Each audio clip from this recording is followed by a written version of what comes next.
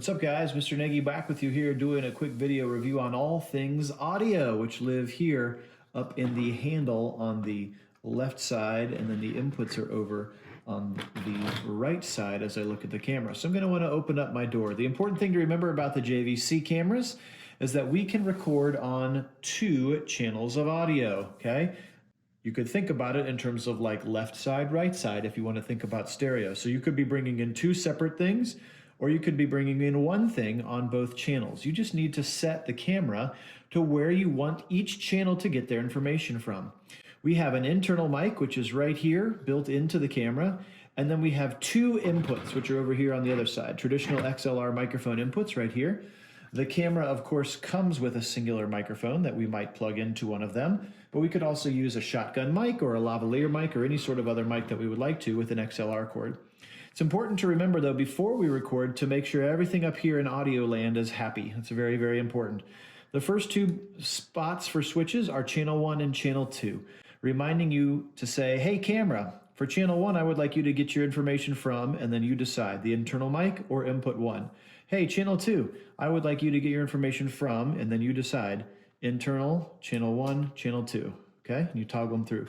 Right now, I've got it set for channel 1 coming from input 1, channel 2 coming from input 2. So I want to run 2 microphones like I'm running in stereo. Then you decide, you have to tell the camera what kind of thing you've plugged in to channel 1 or to input 1 and input 2. So it says audio input, input 1, input 2. Those are the 2 things on this other side, right? They're clearly labeled input 1 and input 2.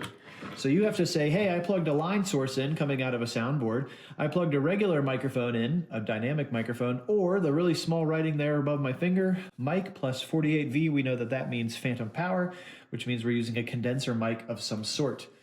This mic requires phantom power, as would some of our other ones. So remember, it doesn't hurt to leave it on that channel. Phantom power isn't going to hurt a dynamic microphone, but it will render a condenser microphone useless if you do not turn it on, if you remember back from our audio lesson at the beginning of the year. So I've got them both set to a mic plus 48 volts because I know I was plugging 2 condenser microphones into it. Then we say, okay, we're going to set levels, right? We're going to set audio gain levels just like we would using any of our recording softwares, right? We have to allow a certain amount of audio into, in this case, the video, the recording. Okay, so we're going to do that using these dials here on the side, 1 through 10. There's channel 1 and there's channel 2. If I allow it to be manual, and you can see again, auto and manu, if I have it selected to auto, it's going to decide how loud to keep the levels, which might be okay for some background noise.